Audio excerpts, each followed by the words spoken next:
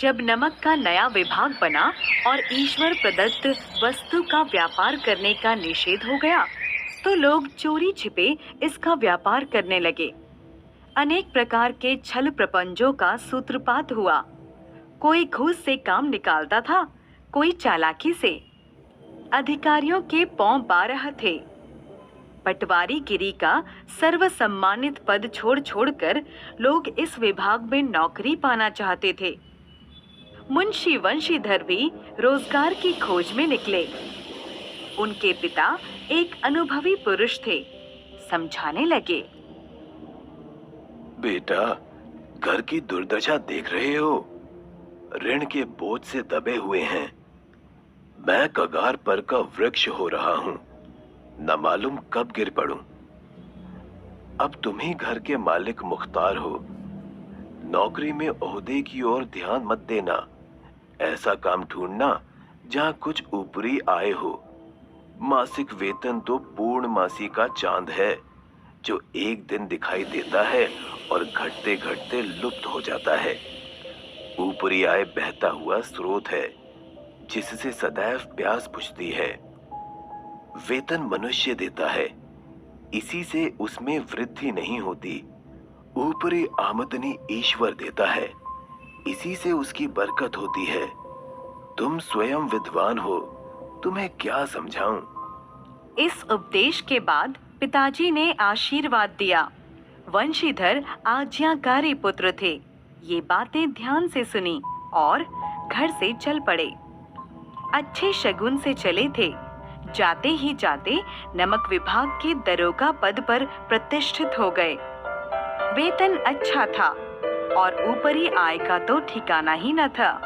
वृद्ध मुंशी जी को सुख संवाद मिला तो फूले न समाये। जाड़े के दिन थे और रात का समय। नमक के सिपाही चौकीदार नशे में मस्त थे। मुंशी वंशीधर को यहाँ आए अभी 6 महीने से अधिक न हुए थे, लेकिन इस थोड़े समय में ही उन्होंने अपनी कार्य कुशलता और उत्तम आचरण से अफसरों को मोहित कर लिया था। अफसर लोग उन पर बहुत विश्वास करने लगे। नमक के दफ्तर से अभी 6 महीने से अधिक न हुए थे, लेकिन इस थोड़े समय में ही उन्होंने अपनी कार्य कुशलता और उत्तम आचरण से अफसरों को मोहित कर लिया था। अफसर लोग उन पर बहुत विश्वास करने लगे। नमक के दफ्तर से 1 मील पूर्व की ओर जमुना बहती थी। उस पर नावों का एक पुल बना हुआ था। दरोगा जी किवाड़ बंद किए मीठी नींद में सो रहे थे। अचानक आँख खुली तो नदी के प्रवाह की जगह गाड़ियों की गड़गड़ाहट तथा मल्लाहों का कोलाहल सुनाई दिया। उठ बैठे। इतनी रात गए गाड़ियां क्यों नदी के पार जाती हैं? अवश्य कुछ न कुछ गोलमाल है। तर्क ने भ्रम को पुष्ट किया। वर्दी पहनी, तमंचा जेब में रखा और बात की बात में घोड़ा बढ़ाए हुए पुल पर आ पहुंचे। गाड़ियों की एक लंबी कतार पुल के पार जाती देखी। डांट कर पूछा, किसकी गाड़ियां हैं? थोड़ी देर तक सन्नाटा रहा। आदमियों में कुछ कानाफूसी हुई। तब आगे वाले ने कहा, पंडित आलोपी दीन की। कौन पंडित आलोपी दीन? दातागंज के। मुंशी वंशीधर चौंके। पंडित आलोपी दीन इस इलाके के सबसे प्रतिष्ठित जमींदार थे। लाखों रुपए का लेन देन करते थे। इधर छोटे से बड़े कौन ऐसे थे जो उनके ऋणी न हों। व्यापार भी बड़ा लंबा चौड़ा था। मुंशी जी ने पूछा, गाड़ियां कहाँ जाएंगी? उत्तर मिला, कानपुर। लेकिन इस प्रश्न पर कि इसमें क्या है, सन्नाटा छा गया। दरोगा साहब का संदेह और भी बढ़ा। वे जोर से बोले, क्या गूंगे हो गए हो? हम पूछते हैं इसमें क्या लदा है? जब इस बात का भी कोई उत्तर न मिला तो उन्होंने घोड़े को एक गाड़ी से सटाकर बोरे को टटोला। भ्रम दूर हो गया।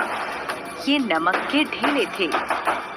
पंडित अलोपीदीन अपने सजीले रथ पर सवार कुछ सोते कुछ जागते चले आ रहे थे।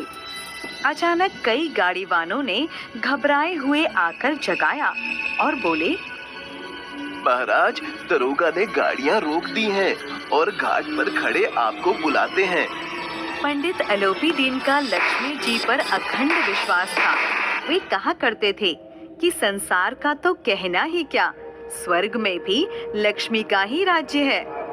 उनका यह कहना यथार्थ ही था। न्याय और नीति सब लक्ष्मी के खिलौने हैं। इन्हें वे जैसे चाहती हैं नचाती हैं।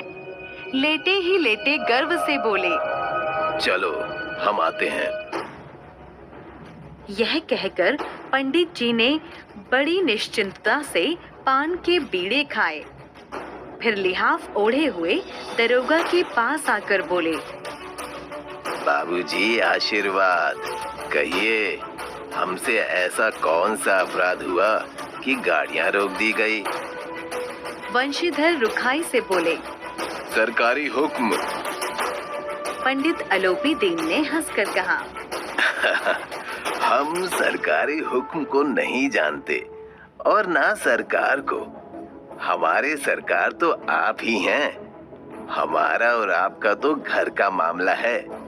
हम कभी आपसे बाहर हो सकते हैं। व्यर्थ का कष्ट उठाया। यह हो नहीं सकता कि इधर से जाएं और इस घाट के देवता को भेंट ना चढ़ावें। मैं तो आपकी सेवा में स्वयं ही आ रहा था। वंशीधर पर ऐश्वर्य की मोहिनी वंशी का कुछ प्रभाव न पड़ा।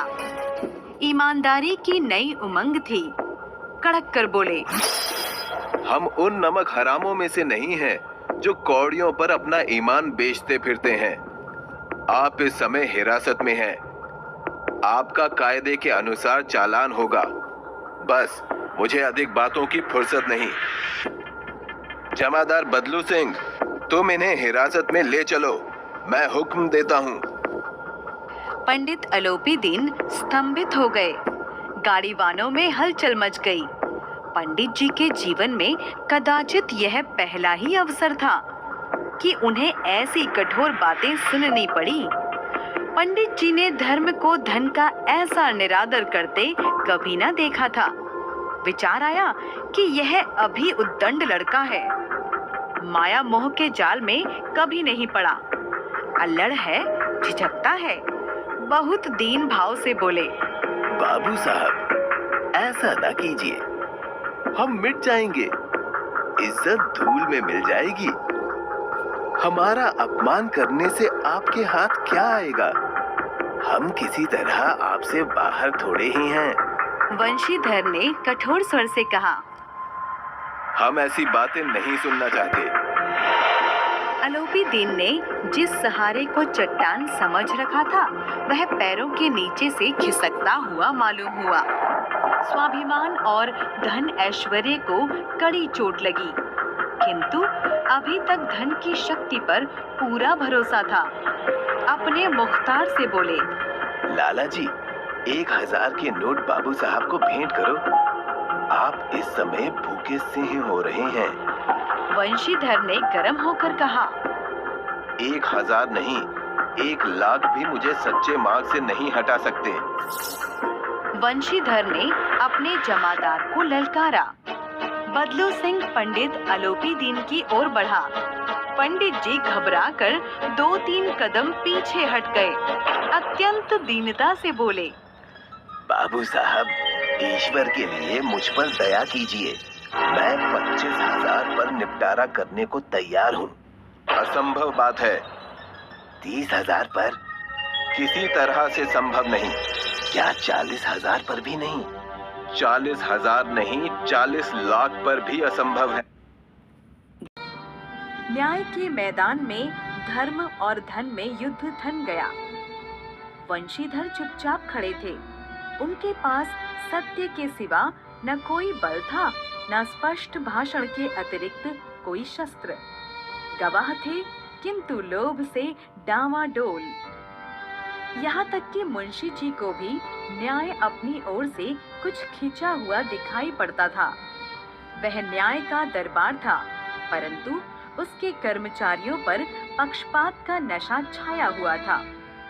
किंतु पक्षपात और न्याय का क्या मेल?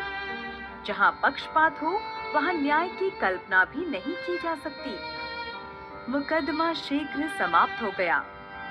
डिप्टी मजिस्ट्रेट ने अपने निर्णय में लिखा, पंडित आलोपी दीन के विरुद्ध दिए गए प्रमाण निर्मूल और भ्रमात्मक हैं। वकीलों ने यह फैसला सुना और उछल पड़े। पंडित आलोपी दीन मुस्कुराते हुए बाहर निकले। जब वंशीधर बाहर निकले तो चारों ओर से उनके ऊपर व्यंग्य बाणों की वर्षा होने लगी। आज उन्हें संसार का खेदजनक विचित्र अनुभव हुआ।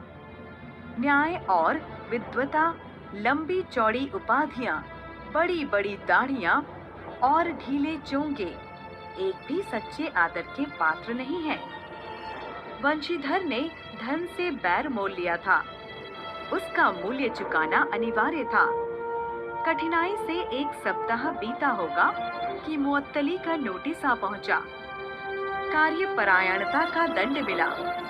बेचारे टूटे हृदय, दुख और खेद से व्याकुल घर को चले। बूढ़े मुंशी जी तो पहले से ही कुड़बुड़ा रहे थे कि चलते चलते इस लड़के को समझाया था, लेकिन इसने एक न सुनी। जब मुंशी वंशीधर घर पहुँचे और बूढ़े पिताजी ने समाचार सुना तो सिर पीट लिया। बोले, जी चाहता है कि तुम्हारा और अपना सिर फोड़ लूं। बहुत देर तक पछता पछता कर हाथ मलते रहे। वृद्धा माता को भी दुख हुआ। पत्नी ने तो कई दिन तक सीधे मुंह से बात ही नहीं की। इसी प्रकार 1 सप्ताह बीत गया। संध्या का समय था। बूढ़े मुंशी जी बैठे राम नाम की माला जप रहे थे। उसी समय उनके द्वार पर सजा हुआ रथ आकर रुका। मुंशी स्वागत के लिए दौड़े। देखा तो पंडित आलोपी दीन है। झुककर प्रणाम किया और बोले, हमारा भाग्य उदय हुआ जो आपके चरण इस द्वार पर आए। आप हमारे पूज्य देवता हैं। आपको कौन सा मुंह दिखाएं? मुंह में तो कालिख लगी हुई है, किंतु क्या करें, अभागा कपूत है। नहीं तो आपसे क्यों मुंह छिपाना पड़ता। ईश्वर निसंतान चाहे रखे, पर ऐसी संतान ना दे। पंडित आलोपी दीन ने कहा, नहीं भाई साहब, ऐसा ना कहिए। मुंशी जी ने चकित होकर कहा, ऐसी संतान को और क्या कहूँ। आलोपी दीन ने ममता से भरे स्वर में कहा, कुल तिलक और पुरखों की कीर्ति उज्जवल करने वाले संसार में ऐसे कितने धर्मपरायण मनुष्य हैं जो धर्म पर अपना सब कुछ अर्पण कर सके। पंडित आलोपी दीन ने वंशीधर से कहा, दरोगा जी, इसे खुशामद ना समझिए। खुशामद करने के लिए मुझे इतना कष्ट उठाने की जरूरत ना थी। उस रात को आपने अधिकार बल से मुझे हिरासत में लिया था, किंतु आज मैं स्वेच्छा से आपकी हिरासत में आया हूँ। मैंने हजारों रईस और अमीर देखे, हजारों उच्च पदाधिकारियों से काम पड़ा, किंतु मुझे परास्त किया तो आपने। मैंने सबको अपना और अपने धन का गुलाम बनाकर छोड़ दिया। मुझे आज्ञा दीजिए कि आपसे कुछ विनय करूं। वंशीधर बोले, यह आपकी उदारता है जो ऐसा कहते हैं। मुझसे जो कुछ भी अविनय हुई है उसे क्षमा कीजिए। मैं धर्म की बेड़ी में जकड़ा हुआ था, नहीं तो वैसे ही आपका दास हूँ। जो आज्ञा होगी वह मेरे सिर माथे पर। आलोपी दीन ने विनीत भाव से कहा, नदी तट पर आपने मेरी प्रार्थना नहीं स्वीकार की थी, किंतु आज स्वीकार करनी पड़ेगी। वंशीधर बोले, मैं किस योग्य हूँ, किंतु जो कुछ सेवा मुझसे हो सकती है उसमें त्रुटि ना होगी। आलोपी दीन ने स्टाम्प लगा हुआ एक पत्र निकाला और उसे वंशीधर के सामने रखकर बोले, इस पत्र को स्वीकार कीजिए और अपने हस्ताक्षर कर दीजिए। मुंशी वंशीधर ने उस कागज को पढ़ा तो कृतज्ञता से आंखों में आंसू भर आए। पंडित अलोपीदीन ने उनको अपनी सारी जायदाद का स्थायी मैनेजर नियुक्त किया था। 6,000 वार्षिक वेतन के अतिरिक्त लिए घोड़ा, रहने को बंगला, नौकर चाकर मुफ्त। कंपित स्वर में बोले, पंडित जी, मुझ में इतनी सामर्थ्य नहीं है कि आपकी उदारता की प्रशंसा कर सकूं, किंतु ऐसे उच्च पद के योग्य मैं नहीं हूँ। अलोपीदीन हंसकर बोले, मुझे इस समय एक अयोग्य मनुष्य की ही जरूरत है। अलोपीदीन ने कलमदान से कलम निकाली और उसे वंशीधर के हाथ में देकर बोले, ना मुझे विद्वता की चाह है, ना अनुभव की, ना कार्य कुशलता की। इन गुणों के महत्व का परिचय खूब पा चुका हूँ। अब सौभाग्य से सुअवसर ने मुझे वह मोती दे दिया है जिसके सामने योग्यता और विद्वता की चमक फीकी पड़ जाती है। यह कलम लीजिए, अधिक सोच विचार ना कीजिए, दस्तखत कर दीजिए। परमात्मा से यही प्रार्थना है कि वह आपको सदैव नदी के किनारे वाला उद्दंड, कठोर परंतु धर्मनिष्ठ दरोगा बनाए रखे। वंशीधर की आंखें डबडबा आईं। हृदय के संकुचित पात्र में इतना एहसान न समा सका। एक बार फिर पंडित जी की ओर भक्ति और श्रद्धा की दृष्टि से देखा और कांपते हुए हाथ से मैनेजरी पर हस्ताक्षर कर दिए। अलोपीदीन ने प्रसन्न होकर उन्हें गले लगा लिया।